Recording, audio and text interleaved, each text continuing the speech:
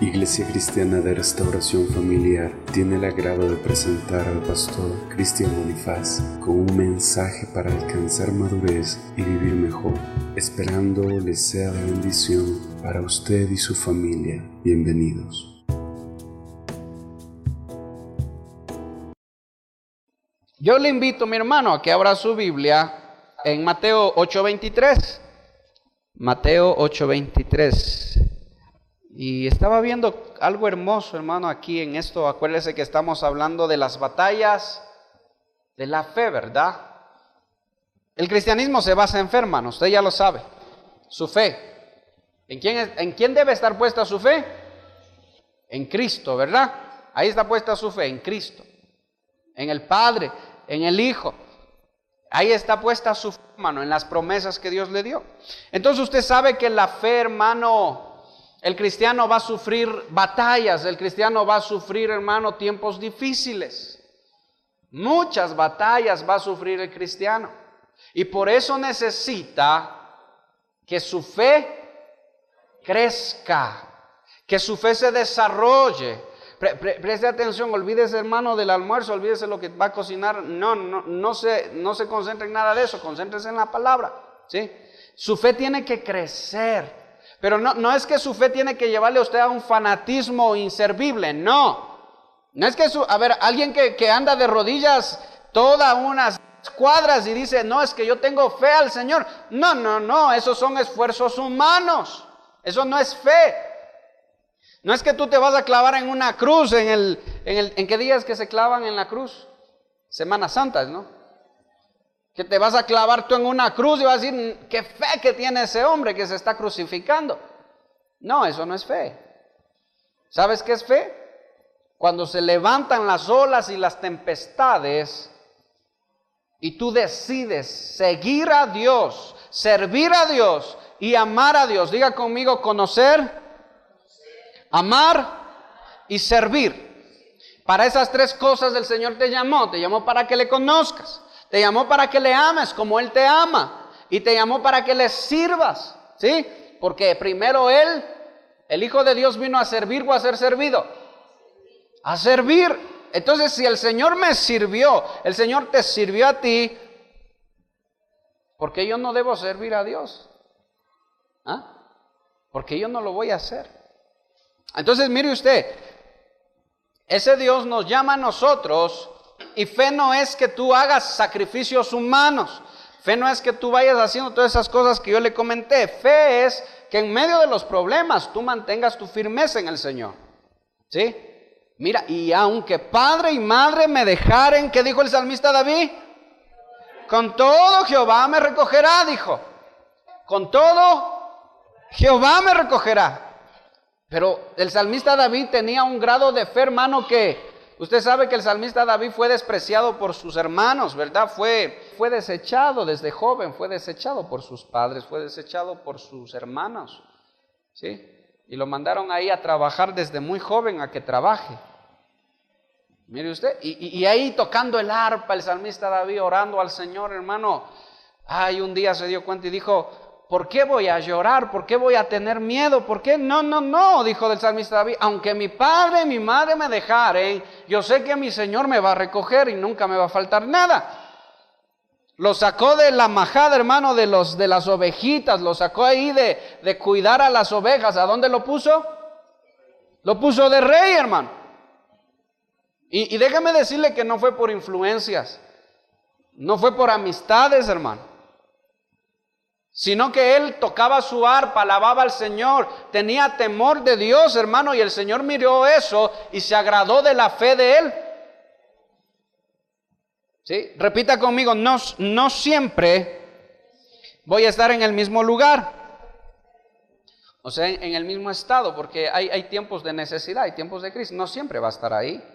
Tu fe tiene que llevarte a entender que ese Dios te va a sacar de un día para el otro. Mira, el salmista David estaba trabajando ahí con sus ovejitas, cuidando, dándoles de comer, y llegaba un día uno de los ayudantes del rey y le dijo, ¿quién es David? te necesitan, vamos al palacio, tienes que trabajar allá. Tienes que tocar el arpa allá. Por ese tiempo Saúl estaba siendo atormentado por un demonio, ¿sí? Por un espíritu inmundo. Estaba siendo atormentado. Y el salmista, entonces lo sacaron, mire, al jovencito lo llevaron a trabajar en el palacio.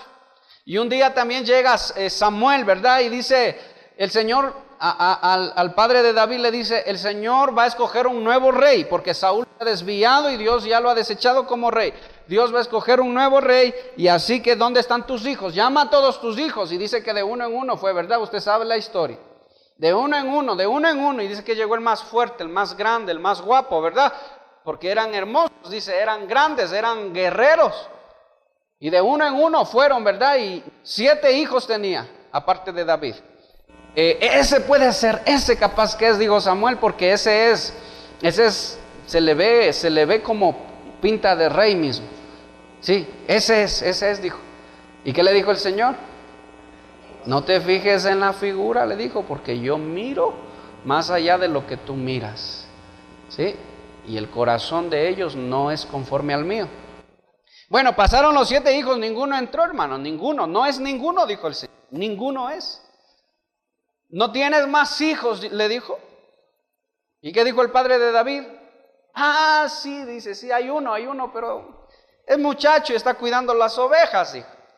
Llámale, dice, porque nadie se va a sentar a la mesa a comer hasta que él venga. Y dice que cuando entró el Señor le dijo a Samuel, Él es un muchacho que estaba buscando a Dios en la intimidad, en la soledad, detrás de las ovejitas, despreciado, muchas veces como nosotros en la vida, hermano, a veces uno se siente despreciado, se siente humillado, se siente, hermano, y a veces uno dice, y Dios estará conmigo, se hace esa pregunta, hermano, pero mira, David está siendo humillado y excluido en su propia casa, en su propia familia, pero Dios estaba con él, el Señor estaba con él.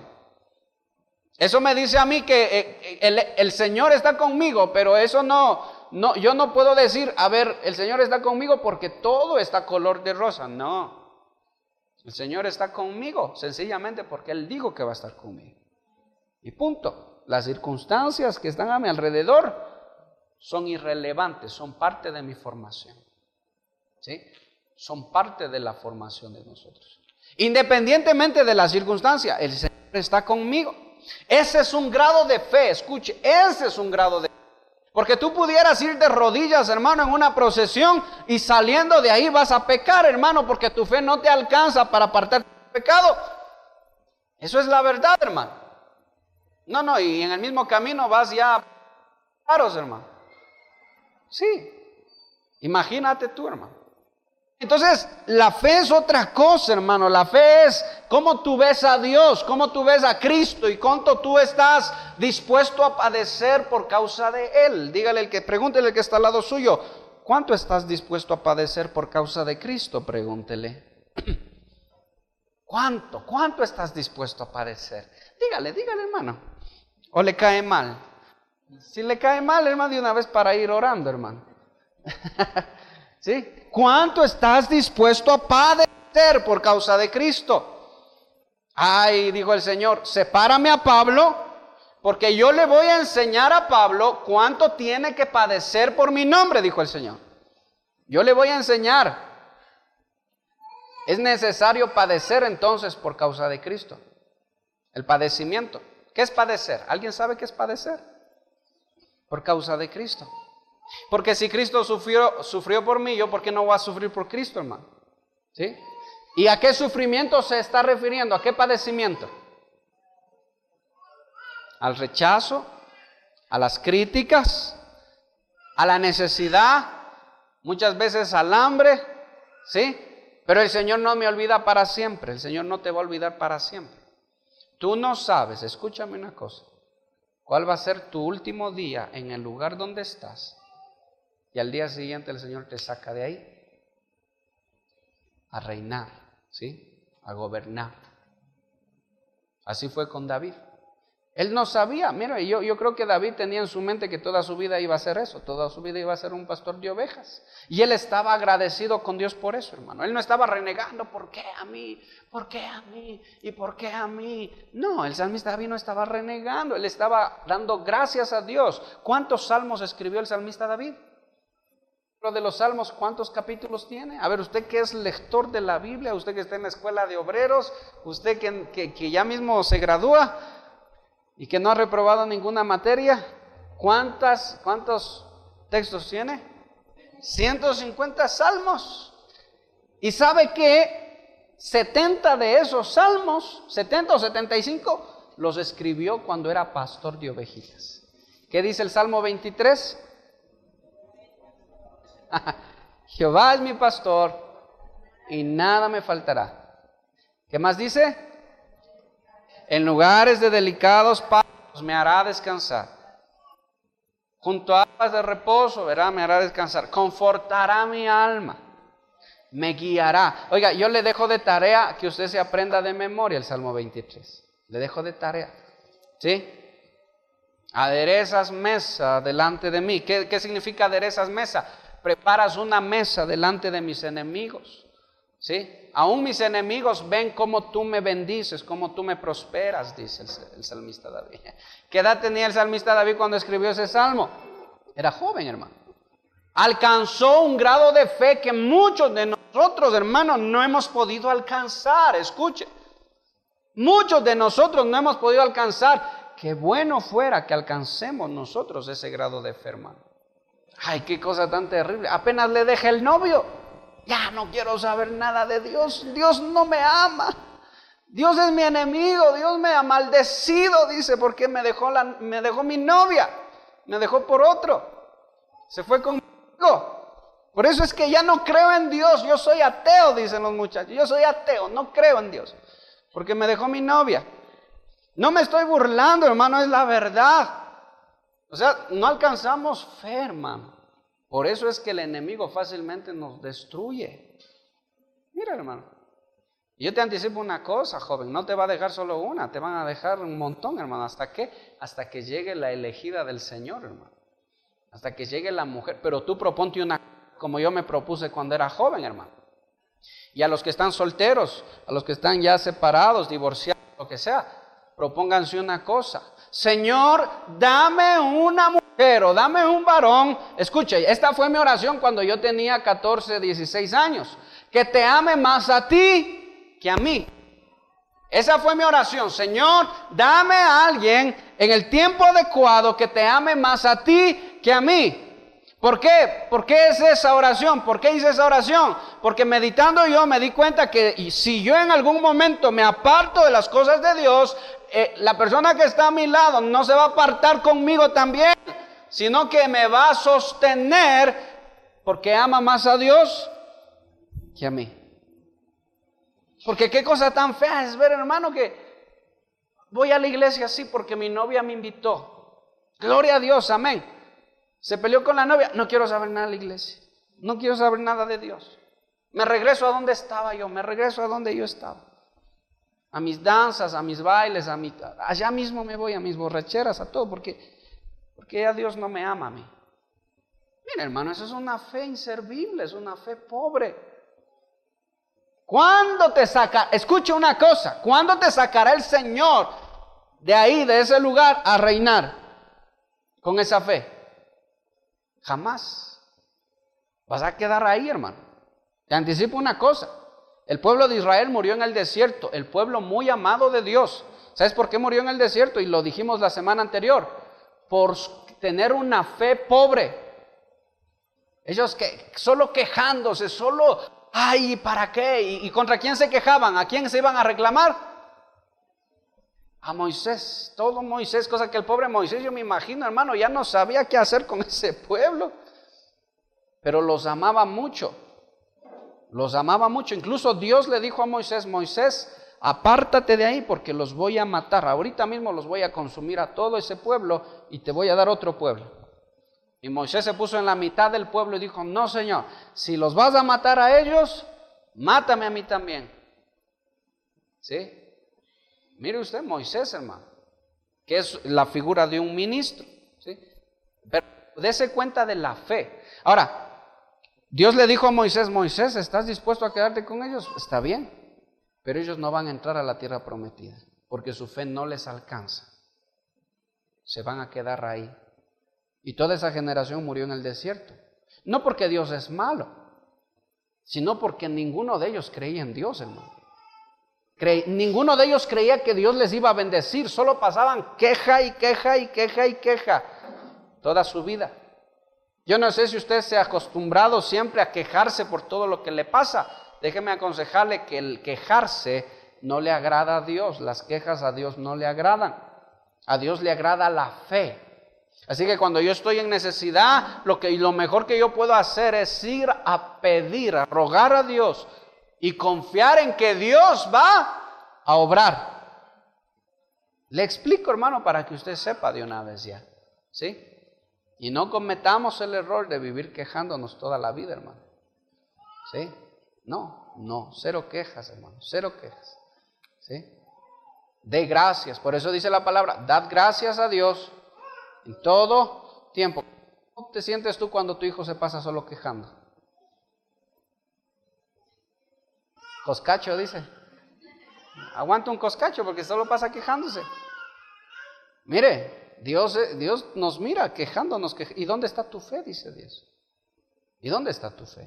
¿Acaso no lees en la Biblia que hay gente que sufrió más que tú y yo los proteí, yo los sané, yo los salvé? ¿Acaso no ves? Es que sencillamente pasa porque no leemos la Biblia. Por eso pasa que no nos damos cuenta de que Dios ayudó a muchos en el pasado. El mismo Dios que ayudó en el pasado, ayuda en el presente y en el futuro. ¿Sabe por qué? Porque la Biblia dice que Dios no cambia. Dios no sufre mutación. Dios no ha cambiado. Dios no es que ahora bendice menos que antes, hermano. Dios bendice de la misma manera.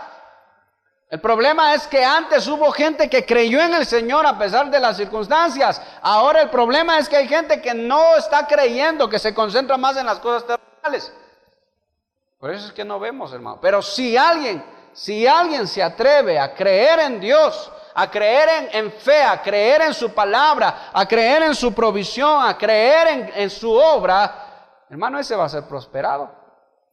Va a estar un tiempo ahí, hermano, sufriendo, un tiempo siendo tratado por Dios y no sabe cuándo le van a llamar y van a decir, hey, necesitamos a alguien para este puesto. Pero no soy estudiado. No importa, necesitamos que tú estés ahí. Pero tal vez no sé hablar muy bien. Necesitamos que estés ahí. Así es, hermano. Así es. Pero ¿cuándo llegas a eso? Cuando tu fe ¿sí? Ahora, yo quiero enseñarle algo, hermano. Si nosotros abrimos nuestra Biblia en Mateo 8:23, mire lo que nos dice ahí. Y entrando en la barca, dice, ¿quién entró en la barca?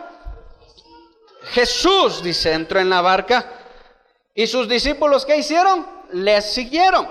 Mire usted. Y aquí que se levantó en el mar una tempestad tan grande que las olas cubrían la barca, pero Jesús dormía. Y vinieron sus discípulos y le despertaron diciendo, Señor, sálvanos que perecemos. Él les dijo, ¿por qué teméis, hombres de poca fe? Entonces, levantándose, reprendió a los vientos y al mar, y se hizo grande bonanza. Y los hombres se maravillaron, diciendo, ¿qué hombre es este que aún los vientos y el mar le obedecen? ¿Sí? Cierra sus ojitos ahí. Padre, gracias te damos una vez más. Te rogamos, Señor, añade toda revelación a tu palabra. Nos ponemos en tus manos, Señor, añade espíritu profético. En el nombre de Jesús, y edifica tu iglesia. Padre, gracias, Señor. Amén y amén. Mire, hermano, ¿quién entró en la barca? Ayúdame con el pizarrón, por favor, ayúdame con el pizarrón. ¿Quién entró en la barca? No. Hay que leer más despacio, hermano. Jesús entró en la barca. ¿Los discípulos qué hicieron? Le siguieron. Escuche, preste atención. ¿A dónde estaba dirigiéndose Jesús? ¿A dónde iba? ¿Camino a dónde? ¿A dónde estaba yendo Jesús?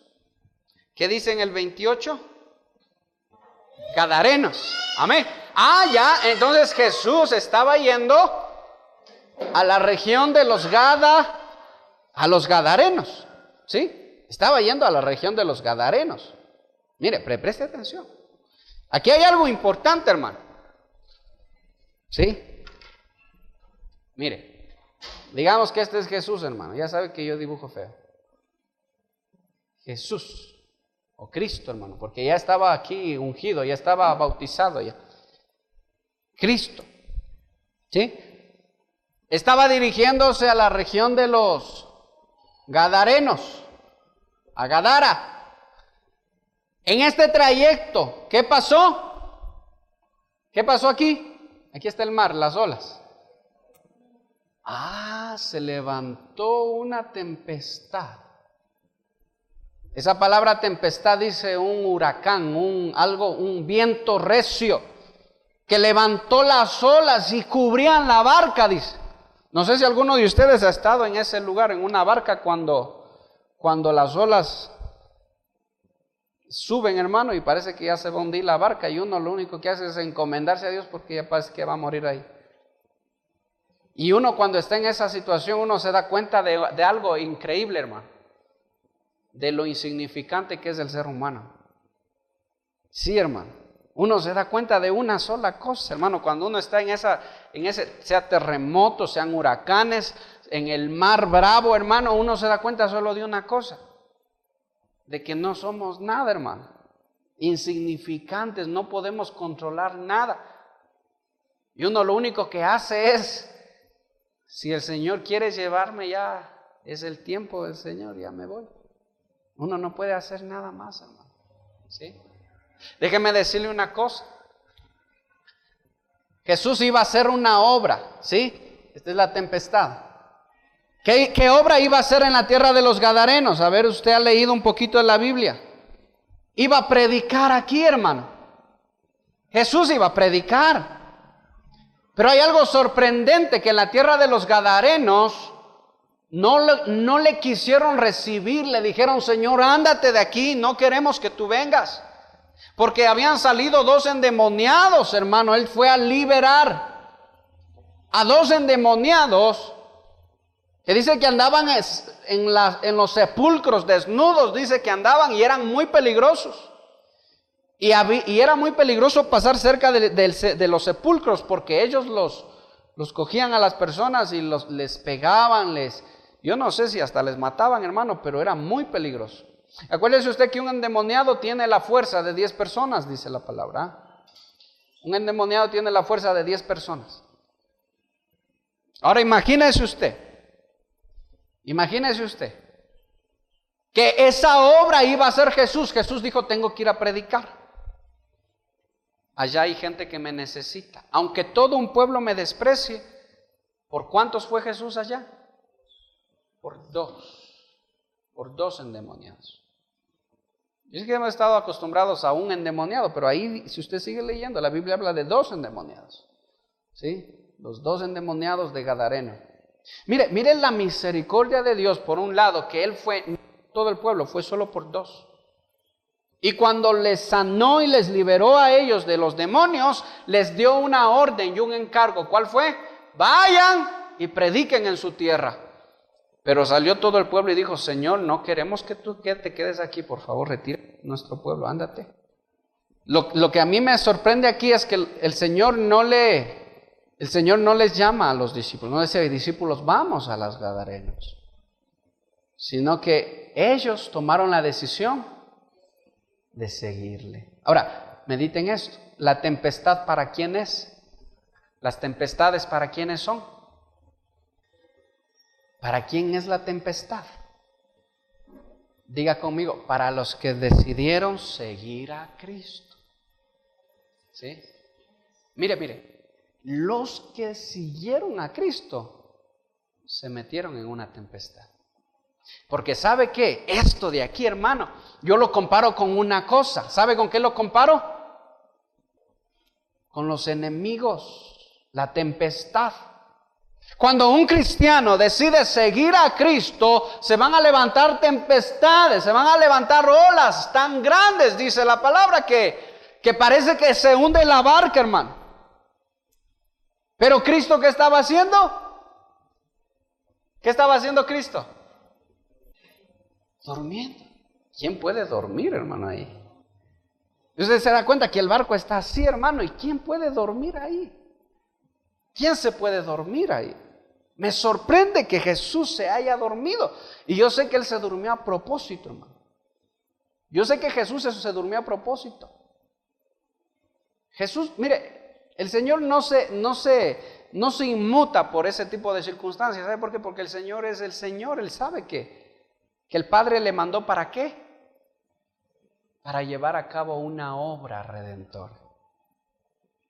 Y déjame decirle una cosa, la Biblia no dice, de tal manera amó, en Juan 3:16, de tal manera amó Dios al mundo que envió a su Hijo, pero por lástima se murió ahogado en un naufragio. ¿Dice así la Biblia? No dice así la Biblia. Porque la voluntad del Padre era mandar al Hijo para que llegue a cumplir una obra, y la obra perfecta, la obra para la cual el Señor le mandó, el Padre le mandó al Hijo. El madero era el destino de Cristo, ¿sí o no? Ese era su destino. Porque Cristo estaba durmiendo mientras parecía que iba a morir. Repita conmigo, nadie se muere hasta que cumpla su propósito. Eso es así. Y el Señor lo entendía bien, hermano. El Señor lo sabía bien. La vida del Señor como hombre, ¿en manos de quién estaba? En manos del Padre. ¿Sí? Estaba en manos del Padre, hermano. Se levanta la tempestad, se levanta el problema, se levantan las olas y nosotros nos desesperamos, pensamos que vamos a morir en ese problema, pensamos que vamos a terminar ahí, hermano. Y déjame decirte una cosa, el Señor reposó porque su fe era a tal punto que Él sabía que el Padre no le iba a abandonar. Él lo sabía, hermano. Por eso descansó, reposó. ¿Sabe qué? Eso es lo que a nosotros nos falta hacer. ¿Sabe qué nos falta hacer? Descansar en medio de las pruebas, hermano.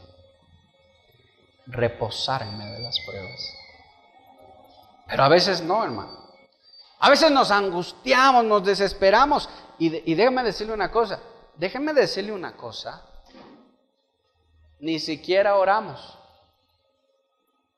Ni siquiera oramos.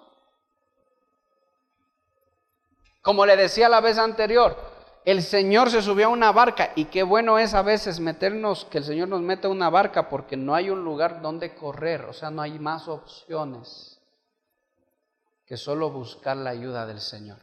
¿Sabes para qué el Señor se mete en una barca y se levantan las tempestades? Para que aprendamos tres cosas importantes que debemos aprender aquí. ¿Cuál es lo primero? Es que debemos aprender a reposar en medio de las tempestades. Debemos aprender a descansar en medio de las tempestades. ¿Sabes por qué? Porque tú sabes y entiendes, tu tiempo en esta tierra no se va a acabar. ¿Sí? No es que te vas a morir de hambre. No, ya no tengo que, ahora me muero de hambre. No, ay, ¿qué es mi destino? No, ese no es tu destino. En ninguna parte de la Biblia dice que Dios escogió a unos para ministros, a otros para pastores, apóstoles, profetas y a otros para morirse de hambre. ¿O dice la Biblia así? No dice así la Biblia. ¿Sí? O sea que la circunstancia difícil no es tu destino, es tu proceso. Yo quiero que usted apunte eso. Las tempestades no son mi destino, son mi proceso nada más. Pero yo tengo que darme cuenta de tres cosas, que en medio de la tempestad yo tengo que aprender a descansar. Hermano, mire, yo le voy a decir algo, hermano. Mire, ¿ha sabido usted de los derrames cerebrales? ¿Por qué pasa eso? Amén. Porque es tal el afán, hermano, tal la desesperación, tal la angustia, hermano, que ya la cabeza les va a explotar, les va a reventar, hermano, y de pronto les cae un derrame cerebral. ¿Sí? ¿Se puede reventar alguna vena del cerebro? Se complicó la situación. ¿Cuánta gente usted conoce que ha tenido un derrame cerebral? Y muchos que no les ha pasado ningún derrame cerebral, ¿sabe qué? En una sola y chao. ¿Sí? Como veía en el internet, con papel higiénico se quería alguna. Sí, ya no hay esperanza. Y miren, muchachos, jovencitos, usted sabe que la tasa de suicidio ha crecido. La tasa de suicidio era de 3 o 4 jóvenes. Ahora es de 9 jóvenes. ¿Sí? O sea que ha crecido bastante. La desunión familiar, los problemas, los sufrimientos. Pero yo te voy a decir una cosa, padre. ¿Sabes por qué esos muchachos se suicidan? Porque ven a padres que no pueden resolver problemas. Porque ven a padres que en medio de los problemas se empiezan a cortar las venas, porque ven a padres, a madres que cuando el esposo se va, ya se les acaba el mundo, ya no saben qué hacer y gritan y se desesperan y se revuelgan y empiezan a querer matar a los hijos más. Por eso esos jóvenes crecen con esa mentalidad y piensan que eso es normal, que eso está bien. Pero cuando ellos vean a padres maduros que aunque sí es verdad, hermano, vamos a llorar, vamos a sufrir, hermano, sabemos, nuestra fe nos lleva a perseverar en las cosas de Dios y a tomar decisiones sabias. Nuestros hijos van a tener un ejemplo de qué hacer en medio de los problemas. Ven los muchachos con el peinado en media cara tapada así, cortándose con una gilet. ¿Y por qué te cortas? No sé. Qué cosa tan fea, hermano. ¿Qué cosa tan fea? Padres, enseñan a sus hijos con madurez a descansar en medio de la tormenta. Usted tiene que aprender a descansar, hermano. ¿Sí? Ay, qué cosa tan hermosa que haya algún tipo de circunstancia y con más ganas vamos a buscar las cosas de Dios. Ay, qué cosa tan hermosa que en medio de los problemas, hijos, vamos a orar. Mamá o papá, no tenemos para comer. Ay, hijos, vamos a orar. El Señor va a proveer. Oremos. Pero tengo que trabajar. Sí, ya vas a trabajar. Espérate un momento. Primero dobla tus rodillas y pon tu petición delante de Dios. Cuando hayas hecho eso, ahí sí, que el Señor te dirija a hacer lo que tienes que hacer. ¿Sí? Hay que aprender a descansar y Jesús durmió. Por eso mi pregunta, ¿quién duerme en medio cuando parece que el barco se va a hundir? ¿Quién se le ocurre dormir, hermano? Entonces lo primero para lo que Dios me mete a mí, ¿usted está siguiendo a Cristo? Se subió a la barca entonces. ¿Usted está en la barca, sí o no? Claro, Jesús se subió solo. Los discípulos dijeron, sigámoslo porque este da de comer, dijeron. Vinieron de la comida milagrosa, hermano. Qué hermoso. Y ellos pensaron que todo va a ser así, hermano, de comida en comida. La Biblia no dice que vamos a andar de comida en comida y de bebida en bebida. Dice que vamos a andar de victoria en victoria y de triunfo en triunfo. Y después de esta tormenta que hubo una gran victoria porque hubieron 2 endemoniados que fueron salvados, 2 personas, 2 almas que le fueron arrebatadas al diablo, hermano, y fueron para el reino de los cielos. Eso no es una victoria, hermano. Esa es una victoria. Entonces usted ya se subió en la barca, hermano, se subió en la barca porque creyó en el Señor, se subió. Y se van a empezar a levantar tempestades. Usted tiene que aprender a descansar como Cristo descansó en medio de la tempestad. ¿Sí? Alguna vez yo sí tuve esa experiencia, hermano, y yo sé que usted también debe haber tenido, de que tanta preocupación, hermano, y la cabeza parece que se le va a reventar y le empieza como a hormiguear la cabeza, hermano. Parece que ya le va a dar algo a uno. Hasta que dije, no, esto está mal. Hice ahí un alto, doblé mis rodillas. Ay, Señor, dame paz, ayúdame, Señor. Y qué hermoso, hermano. Se fue todo eso, hermano. Se fue todo eso. ¿Sí? No sabemos descansar, ese es el problema. En Cristo, no sabemos descansar. ¿Sí? Ya estás durmiendo, pero orando. Ya estás durmiendo solo 6 horas en la noche porque la preocupación no te deja dormir, hermano. Ten cuidado. Que no puedo dormir, que me levanto todas las madrugadas. Ponte a orar mejor y vas a dormir tranquilo. Que se anda moviendo la mesa solitos, ¿y ahora qué hago? Vamos a traer al pastor para que venga a sacar los demonios. A veces no podemos ni dormir, hermano, y las preocupaciones y el afán y el dinero y lo terrenal y que estoy en este problema y que los juicios, estoy de acá. Hermano, descansa como Cristo descansó. porque entendió que el afán es estéril. Diga conmigo, el afán es estéril. Porque Jesús lo dice, ¿quién de vosotros que por mucho que se afane podrá hacer crecer 1 centímetro más a su estatura? ¿Y quién de vosotros que por más que se afane hará que le brote un pelito más en el cabello? ¿Quién? Nadie. Entonces el afanarme es estéril. Desde el punto de vista de Dios, pasar preocupado y pasar afanándome y no descansar, Señor, es estéril, no produce nada bueno. No produce nada bueno. ¿Sí? ¿Sabe qué? ¿Quiere que le diga una cosa? La bendición no es de los que más trabajan. ¿Quién es la bendición? La Biblia dice que la bendición no es del que más trabaja. La bendición es del que Dios tiene misericordia. Así de fácil. Así de fácil. Ay, es que paso tanto tiempo. Pastor, ya trabajo 20, ahora quiero trabajar 22 horas. Porque no puedo más con las preocupaciones y las deudas. Mire usted, yo solo quiero que usted lea, abra su Biblia en Romanos 9:15. Romanos 9:15. Aleluya, hermano. Mire lo que está diciendo el apóstol Pablo. El Señor que dice, tendré misericordia del que a mí me dé la gana, dice el Señor. Tendré piedad y me compadeceré del que yo quiera. O sea que la bendición no es del que más trabaja, no es del que más se afana, no es del que más se esfuerza. ¿De quién es? Del que Dios tenga misericordia. Y déjame decirle una cosa, que cuando nosotros nos subimos a la barca, Dios siempre va a tener misericordia de nosotros, porque somos suyos, le pertenecemos. Eso es así, hermano. Entonces, la preocupación y el afán no te van a llevar a nada bueno. Tú tienes que entender, trabajas tus 8 horas, las horas que tú trabajes, dedícale el tiempo al Señor y no te afanes porque vas a tener más. Sencillamente vas a tener más cuando el Señor diga que vas a tener más y punto.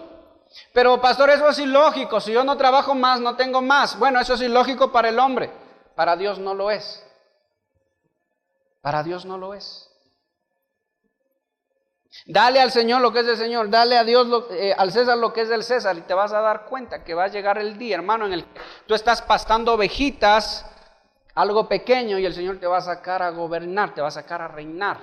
¿Por qué Dios sacó a David? De las ovejas al poder. ¿Por qué?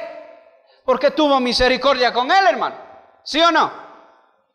Es así de fácil, hermano. No se trata de cuánto tú puedas hacer. Se trata de que el Señor tenga misericordia, de que tú te encuentres ahí en la misericordia de Dios. Y tú estás ahí en la barca, ahí estás en la misericordia de Dios. Mire usted, abra su Biblia en Ageo. Ageo 1:5. Mire usted. ¿Trabajáis mucho? Obtenéis poco, dice. Escuche. El que trabaja recibe su jornal y parece que lo mete en un saco roto, porque hermano, todo se desvanece, todo se va y no alcanza para nada. Anheláis, queréis alcanzar, queréis llegar a la meta, pero lo estás haciendo mal, porque solo te fijas en lo terrenal. Pero ahora, si quieres ser prosperado, ¿qué dice el Señor? Suban al monte y traigan madera. ¿Para qué? Y edifiquen mi casa, dice. Cuiden de mi casa, cuiden hermanos, subir al monte a coger madera. Usted sabe que la madera significa comunión, el monte también significa comunión. Vayan al monte y traigan madera, que haya comunión en tu vida. Empieza a edificar una casa para el Señor, empieza a hacer un lugar para el Señor, hermano, en tu vida, en tu casa, en tu familia. Y te vas a dar cuenta que trabajas poco y tienes mucho, que ganas poco y ves fruto de lo que ganas. A veces ganando $1,000, hermano, pasa el tiempo y no pueden comprar ni una cocina, hermano. Y a veces ganando el básico se vive tranquilo. No estoy diciendo que te conformes con el básico, pero te estoy diciendo que no se trata del que más trabaja ni de cuánto tengas en cantidad. Sencillamente, que sea que ganes poco, ganes mucho, vas a tener la sabiduría para administrar bien lo que Dios te da. Y ese poquito que Dios te da, hermano, tú lo haces alcanzar y empiezas a ver fruto, empiezas a ver prosperidad en tu casa, hermano.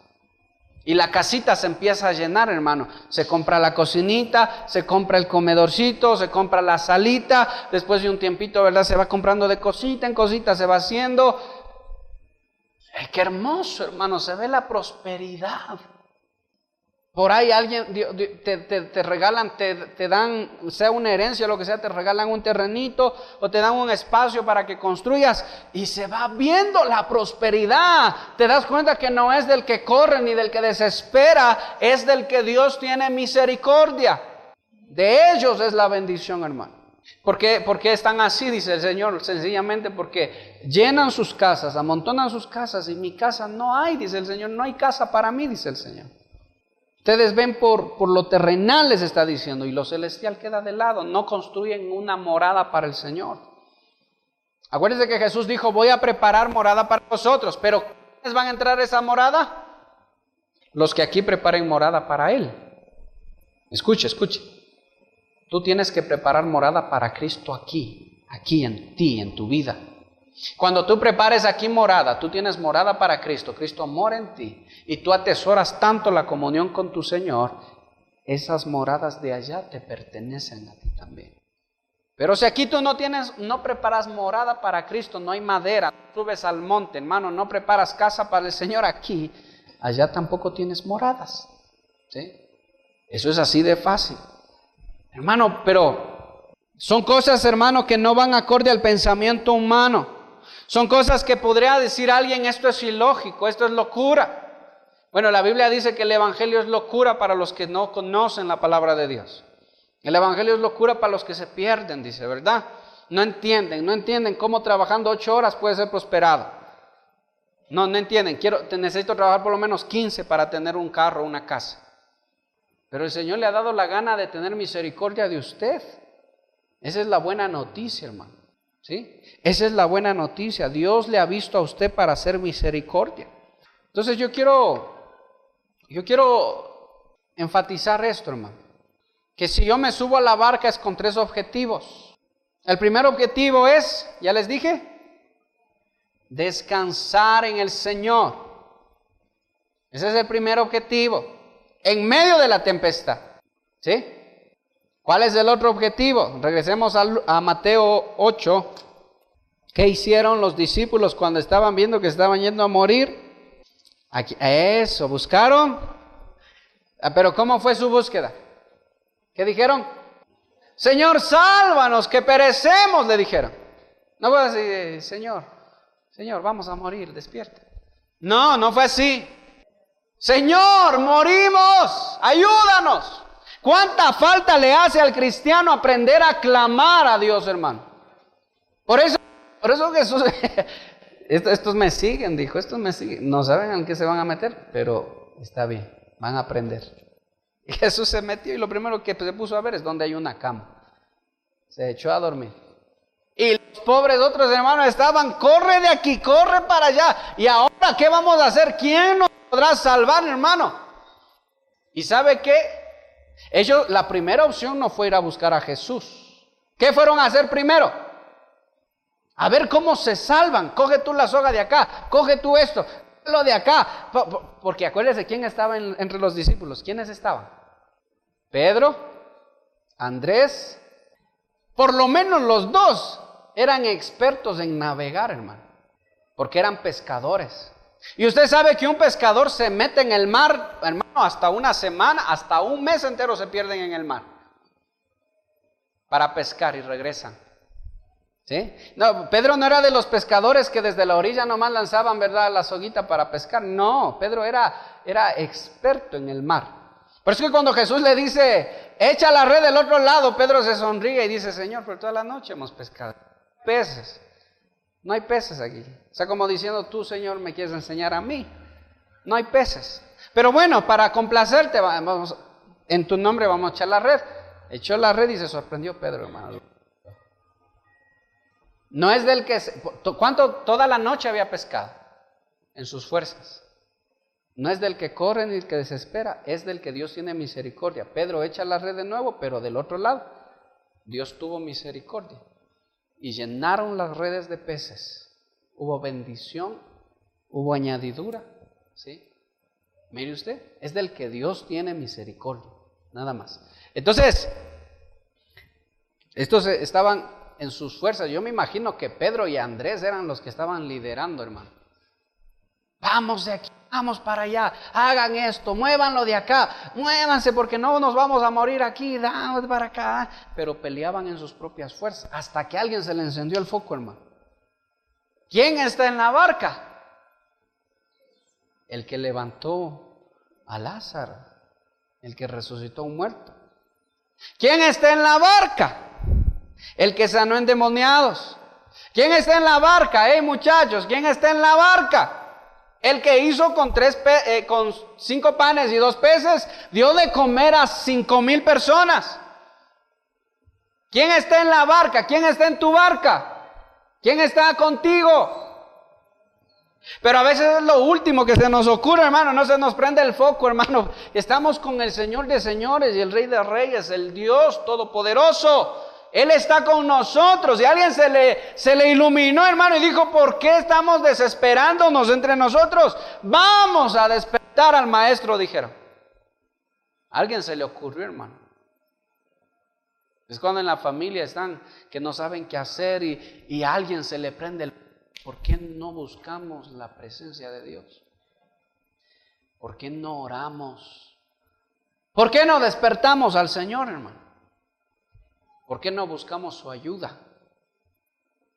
Ya ahí fueron cortos. Señor, sálvanos, Señor, despierta, sálvanos, porque vamos a morir. ¿Qué les dijo el Señor? Ya, no se desesperen, hijos. Yo sé que esto es muy difícil, yo sé que... Pero ¿qué les dijo el Señor? Les habló, hermano. Les habló. No se agradó de su fe. Hombres de poca fe, les dijo. ¿Por qué? ¿Por qué tienen miedo? ¿Por qué tienen miedo? ¿Por qué se asustan? ¿Por qué tienen miedo? ¿Por qué piensan que van a morir? A veces la fe no nos alcanza para superar las batallas, hermano, y nos da miedo, nos da terror y parece que se va a acabar el mundo, hermano. Y es así, por ejemplo, una madre que se queda sola, hermano, que tiene que mantener a 3, 4 hijos, hermano, ¿acaso no va a tener miedo de afrontar la vida? Es por eso que muchas mujeres aguantan, hermano, los golpes, aguantan los insultos, aguantan todo, las traiciones, aguantan todo, porque tienen miedo y dicen: ay, es que si me quedo sola no voy a poder. Oh, Dios mío.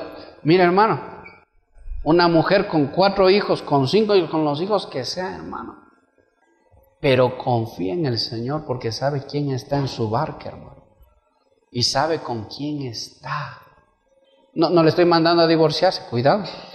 El pastor me dijo: no me digas nada porque te me vas de la casa. No. Después va a venir a reclamar al pastor: no, usted ha dicho que se divorcie de mí. No. Pero déjame decirte una cosa, tú no, hermana, con todo el cariño, como siempre les he dicho a las mujercitas, a las hermanas. Si tienes en la casa un hombre borracho, irresponsable, aparte de ser borracho y irresponsable, te levanta la mano, te pega, te humilla, no te valora, ¿qué haces con alguien así, hermano? Pablo dice que Dios no nos llamó a esclavitud. Entonces, yo no puedo vivir con miedo, hermano. Entonces, lo segundo es que yo tengo que buscar desesperadamente, no la ayuda del mundo. Yo tengo que buscar desesperadamente a Cristo, a Dios. Y esto tiene que ver con clamor: Señor, sálvanos, que morimos, perecemos. A veces parece que la prueba nos va a matar, es verdad. ¿Qué haces tú cuando la prueba es muy difícil? Señor, sálvame. Señor, ayúdame. ¿Sí? Empiezas a clamar, empiezas a buscar, hermano. No es que no me resentí con Dios, ya no quiero orar, ya no quiero leer la Biblia, ya no quiero, peor ir a la iglesia, no quiero. Hermano, falta. ¿Sí? Y tercero, ¿qué es lo más hermoso? ¿Qué dice en el 27? Leamos todos en voz alta. A la 1, a las 2 y a las 3. Y los hombres se maravillaron diciendo: ¿quién es ese hombre que aún los vientos y los mares le obedecen? Ahora se dieron cuenta quién estaba con ellos en la barca, hermano. Pero mire qué cosa hubiera sido, hermano, que ellos, estando en medio de la tempestad, hermano, hicieron bien al buscar al Señor, pero desde un inicio hubiera sido bueno. Que dijera aquí un párrafo pequeñito: y los discípulos estaban orando porque sabían que el Señor no los iba a matar ahí. Pero no dice eso la Biblia. Dice que estaban asustados. Temían por su vida. ¿Sí? Tenían miedo. Desde el punto de vista de Dios, escuche, tener a Cristo en tu barca y tener miedo no es lógico. No es lógico. Por eso es que el Señor se disgusta y les dice: ¿por qué tienen miedo, hombres de poca fe? ¿No han visto antes la gloria de Dios? ¿No han visto lo que he hecho antes? ¿Por qué tienen miedo? Mire, es la misma palabra que Dios nos dice a nosotros. ¿Por qué tienes miedo? ¿Por qué tienes miedo? Yo le quiero hablar. ¿Qué hizo cuando él se levantó? Reprendió. Mire, escuche una cosa. Esto que se levantó aquí, yo le voy a decir algo. Le voy a enseñar algo rapidito. Esto que se levantó aquí no era solo un viento así nomás. ¿Sabe quién estaba en medio de esto? Estaba Satanás. Porque tenía acá 2 endemoniados que le pertenecían, que eran suyos. Y no solo los 2, todo el pueblo le pertenecía. Era un pueblo, hermano, en tinieblas, era un pueblo en maldad. ¿Quién se opuso? El príncipe de las tinieblas. No quería que lleguen acá. ¿Sí? No quería, hermano. Y Jesús llegó. Porque, hermano, a él no hay quien lo pare, hermano. Si algo se levanta, Cristo lo único que hace es ordenar. Y la palabra reprender significa ordenar. Pero también es hermoso porque significa limitar. O sea que cuando Cristo ordena, la creación se limita a obedecer su palabra. Nada más. Y como estos le pertenecían, el diablo levantó una tempestad para que no llegue Cristo allá, hermano. Lo que el diablo no sabía es que Cristo, o sí sabía, hermano, es con lo que no contaba, podría decir, es que Cristo es Dios y Él puede ordenar, Él puede limitar. Así que cuando tú estás en problema y tú buscas a Él, ¿qué hace Dios? Envía su palabra. ¿Para qué? Para limitar todo. La creación entera, hermano, ¿sí? Él limita todo, ¿sí? Hasta aquí y no más allá. Pero mire usted, entonces, lo más hermoso, lo tercero es, 1, 2, 3, ver su gloria. Eso es lo más hermoso, hermano. Para eso subimos a la barca. O sea que estás en prueba, estás en dificultad, aprende a descansar. Busca la ayuda del Señor, la salvación en el Señor, y vas a ver la gloria de Dios obrando en tu vida. ¿Sí? Vas a ver su gloria. Cosas, hermano, que tú ni te imaginas. El Señor lo va a hacer. Cosas que tú ni siquiera, hermano, ni siquiera estaban en tus planes, el Señor lo va a hacer. ¿Sí? Porque esa es su voluntad. Su voluntad es glorificarse. ¿Sí? Esa es su voluntad, hermano. Glorificarse. Pregúntele al que está a su lado, ¿crees? Pregúntele al que está a su lado, ¿crees? ¿Sí? Y si cree, hermano, dígale amén, yo creo. ¿Sí? Porque, hermano, qué cosa tan terrible estar hablando de esto y no creer, hermano. ¿Sí? Y no creer en esto. Yo quiero que usted abra su Biblia en Génesis 39:1 para finalizar ya. Génesis 39:1. Llevado pues José a Egipto, Potifar, oficial de Faraón, capitán de la guardia, varón egipcio, lo compró de los ismaelitas que lo habían llevado allá. ¿Qué dice el 2?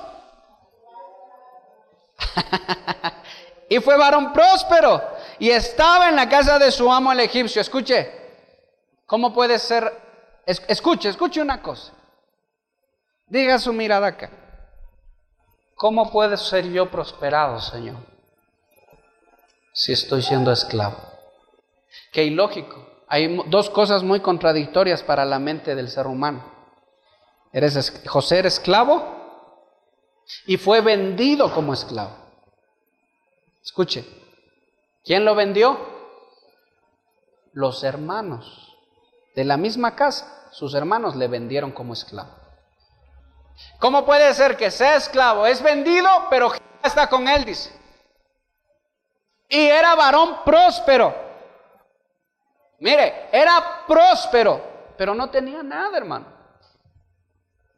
O José sí era millonario ahí. No tenía nada, hermano. Con lo que salió, con lo que le vendieron, hermano, le pusieron tal vez una ropa, le cambiaron para venderle, le bañaron algo, pero no tenía nada. Pero la Biblia dice que era varón próspero. Eso me dice a mí que el concepto de la prosperidad y el concepto de que Dios esté contigo no es lo que nosotros pensamos. ¿Cómo va a decir, pastor, que Dios está conmigo si no tengo ni qué comer? ¿Cómo va a decir, Señor, que Dios está conmigo y soy prosperado si no tengo ni carro, ni casa, no tengo ni perro que me ladre siquiera, no tengo nada? ¿Cómo va a decir, Señor, que Dios está conmigo? Bueno, la Biblia dice que Dios estaba con José aún siendo esclavo y sin tener nada. Pero algo dice que pasaba con José. Algo pasaba con José. ¿Qué era? Que todo lo que él hacía con sus manos prosperaba. Por eso es que no tienes que tener miedo de enfrentar la vida, hermano. Porque si el Señor está en tu barca o tú estás en la barca del Señor, ¿qué sería eso? Tú estás en la barca del Señor. Si tú estás con Él, todo lo que tus manos emprendan va a prosperar. Pero Señor, ¿por qué no está prosperando lo que mis manos hacen? Bueno, algo está faltando, algo de lo que estamos explicando está faltando entonces. No estás descansando en Él.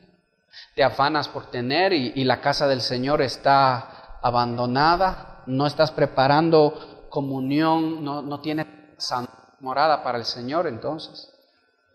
Trabajas y metes todo y parece que está en un saco roto. ¿Sí? Vaya grabándose. Por eso yo le digo apunte para que después usted siga meditando y no se olvide de la palabra, hermano. Tenga cuidado. ¿Cómo es que él era esclavo? No tenía nada, pero era próspero. El Señor lo reconoce como próspero. Mire, aquí está Josecito, hermano. José era esclavo de los ismaelitas y lo vendieron a los egipcios. El Señor no le abandonó, como no te va a abandonar a ti tampoco, hermano. ¿Sí? Y no te ha abandonado. Porque no pienses que, el Señor no está conmigo. ¿Por qué? Porque no veo nada bueno. José no veía nada bueno, hermano. ¿Usted cree que un esclavo?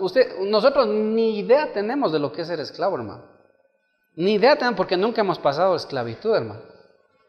Pero cuando usted ve solo una película de los negritos, cuando los esclavizan, hermano, uno hasta las lágrimas se le va a uno, hermano, de ver cómo trataban a los esclavos. Eran animales, hermano.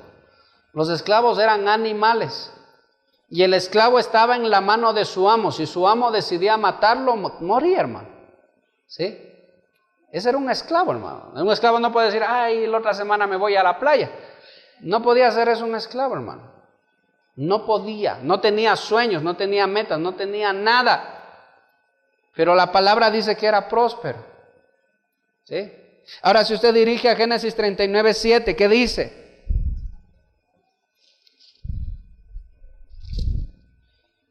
Sigue la historia, ¿verdad? Y él no quiso, dice.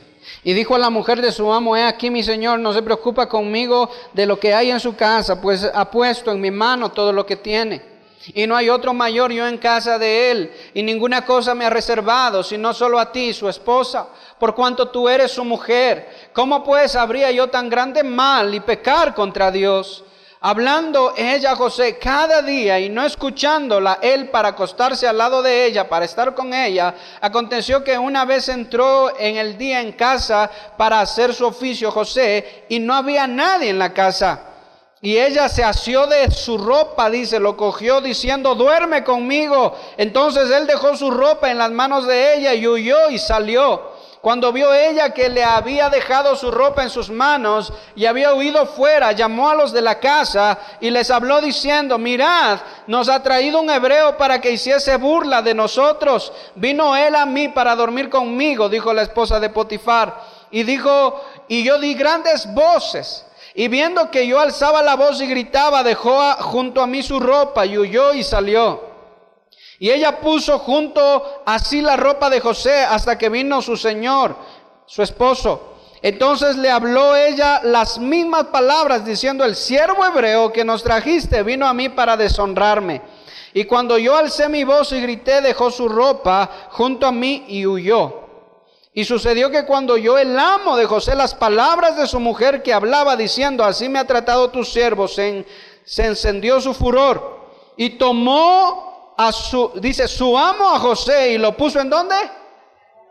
En la cárcel. Escuche, ¿dónde estaban los presos del rey?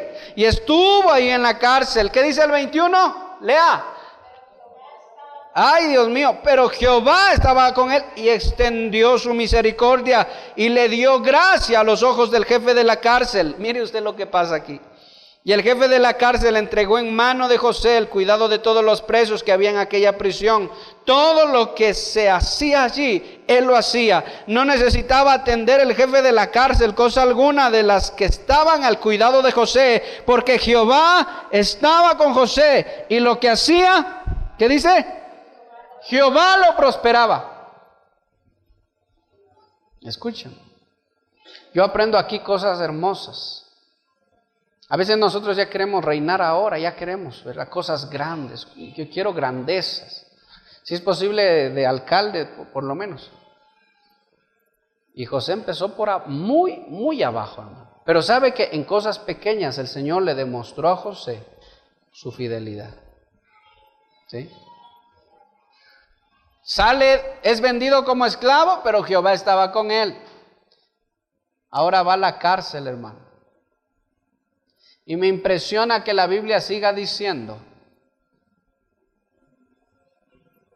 que Jehová estaba con él, hermano. Me impresiona. Porque normalmente cuando nosotros estamos atravesando cosas difíciles, lo primero que decimos es, Dios, ¿por qué te has olvidado de mí? Lo primero que nosotros decimos es, ¿por qué Dios me trata así? Dios ya no me ama. Dios se ha olvidado de mí. ¿Por qué Dios no escucha mi oración? ¿Por qué? ¿Cuántos años pasó José en la cárcel y esclavo? ¿Cuántos años? ¿Alguien sabe? 12 años. Entre estos dos. Me parece que 8 aquí, 4 acá. Pongámosle para que tenga usted una idea.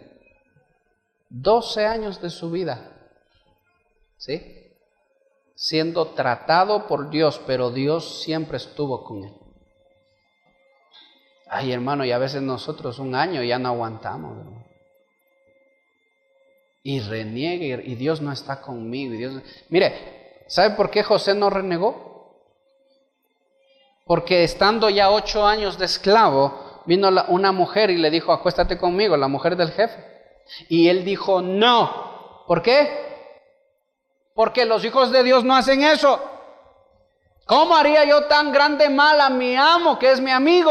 ¿Y cómo pecaría contra Dios? Por eso es que José mantenía su integridad, no renegaba. Porque si él hubiera renegado de Dios, hubiera dicho, bueno, ya por lo menos estoy sufriendo, por lo menos algo gozaré, hubiera dicho él. Sacaré provecho de algo siquiera. Pero José dijo, no puedo. Mantenía su integridad. ¿Cómo, Señor, tú puedes decir que está esclavo, pero está próspero? Está preso y todavía el Señor está con él. Mire usted. Pero a José le bastaban cosas tan pequeñas que a veces a nosotros no nos bastan. Mire, a José le bastaba cosas y su fe se crecía y su fe se aumentaba, hermano. Yo no sé cuántas veces José habrá llorado en su celda, hermano, pensando que va a morir ahí. Porque déjeme decirle otra cosa, si usted no sabía. Las cárceles en ese tiempo no eran como ahora. No es que mandaban a Giovanni, mándenmelo a la cárcel, y Giovanni dice, hey, voy a llamar a mis abogados. Y por ahí se consigue el habeas corpus, ¿verdad? Y sale ya. Si no hay pruebas, en una semana sale libre. ¿Saben qué? En este tiempo no había ni siquiera cómo defenderse. Si el jefe decía que se va a la cárcel, se iba y se moría en la cárcel. Envejecían en la cárcel. No habían juicios ahí. No había opción a llamar al abogado. Así que José, la única esperanza que José tenía, esté donde esté, es que el Señor esté con él. Nada más. Pero ¿sabes qué es lo hermoso, hermano? Y eso es lo que a mí me impresiona. Que José sabía que ¿quién estaba con él? ¿Quién estaba con él? En su barca estaba el Señor. Escuche, él sabía eso. Por eso mantenía su integridad. No sabes cuál va a ser tu última noche en la cárcel. A veces en esos problemas que a veces son como cárceles, hermano. Y al día siguiente, el Señor te saca de ahí. Sí, así fue, hermano. Un día estuvo ahí, José estaba olvidado. Dice la palabra que el gobernador se había olvidado de José ya. O sea, ya José estaba para morir en la cárcel, hermano. Pero pasó algo. Dios obró. ¿Quién mandó el sueño al faraón? ¿Quién le dio el sueño al faraón? Dios le dio el sueño al faraón. Y le hizo soñar con 7 vacas flacas y con 7 vacas gordas, con 7 espigas buenas y 7 espigas secas. Cosa que el faraón andaba loco, hermano, no sabía qué hacer. El trato de Dios. ¿Para qué? Para liberar a su hijo José, para sacarlo del trato, de la prueba, y llevarlo ¿a dónde? Al reino, hermano, a gobernar. ¿Sí? José, hermano, se durmió pensando que iba a morir ahí toda su vida, tal vez, pero mantuvo su integridad. Y llegó un día, hermano, le dijeron: José, ven tú, porque el faraón te llama. Y fue José, hermano. Y cuando lo sacaron, interpreta el sueño del faraón. ¿Y cuál fue el consejo de José para terminar? Le dijo: búsquese el faraón un hombre que sea sabio, que sea prudente y que esté lleno del Espíritu Santo. ¿Qué? Para gobernar, para que cuando vengan los tiempos malos, 3 cosas que tienen los que siguen a Cristo, los que están con Cristo: sabios, prudentes y llenos del Espíritu Santo. Son las 3 cosas que necesitas para ser prosperado en la vida, para ser prosperado en todo lo que hagas. ¿Por qué José se ponía un puesto de morocho? Al puesto de morochos, porque era sabio, prudente y lleno del Espíritu Santo. Eso es lo que necesitamos nosotros ser para que todo lo que hagamos prospere, hermano. ¿Sí? Pero no podemos vivir con miedo, hermano. ¿Sí? No podemos vivir con miedo. Esa es la voluntad de Dios para nuestras vidas. No podemos pasar renegando. Póngase sobre sus pies. No podemos pasar renegando. No podemos nosotros pensar que Dios se ha olvidado de nosotros. Cierra sus ojitos. No podemos nosotros pensar que Dios se ha olvidado de ti. No puedes tú pensar que el Señor no está contigo. El Señor estaba con este joven José. El Señor lo ayudó, el Señor lo prosperó, todo lo que su mano hacía. Pero sabes que el Señor nunca se olvida de sus hijos. Pero a veces nosotros nos sentimos como prisioneros, nos sentimos en una circunstancia tan difícil y pensamos que vamos a morir ahí. Y tú tienes que entender una cosa: Cristo está en esa barca. Cristo está en tu vida. Cristo, debes aprender a reposar en Él. Debes aprender a reposar en Cristo. Aprende a descansar en Cristo. Deja de pelear, deja de angustiarte, deja de correr, deja de buscar de aquí para allá sin encontrar respuesta. Es tiempo de buscarle a Él, es tiempo de doblar a Él tus rodillas, es tiempo de inclinar a Él tu oración, es tiempo de decirle: Señor, haz conmigo conforme a tu voluntad, oh Dios. Enséñame, Señor, a caminar. Enséñame, Señor, a no tener miedo. Oh, yo sé, Señor, que tú estás conmigo. Y si tú estás conmigo, Señor, esta barca no se hunde. Esta barca, Señor, este no es mi final. Yo sé que tú tienes un propósito conmigo. El Señor tiene un plan contigo, iglesia. Y tú no te vas a ir de esta tierra hasta que hayas cumplido ese plan, ese propósito. Búscale a Él eleva tu oración. Si estás en angustia, dile: Señor, sálvame de la angustia. Señor, sálvame, bendito Dios. Yo pongo en ti mi confianza. Ahora yo sé que soy próspero, yo sé que soy bendecido porque tú estás conmigo, Señor.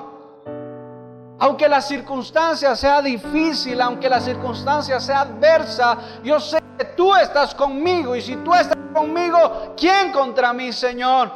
Yo sé que soy prosperado. Yo sé que soy prosperado, Señor. Yo sé que soy prosperado.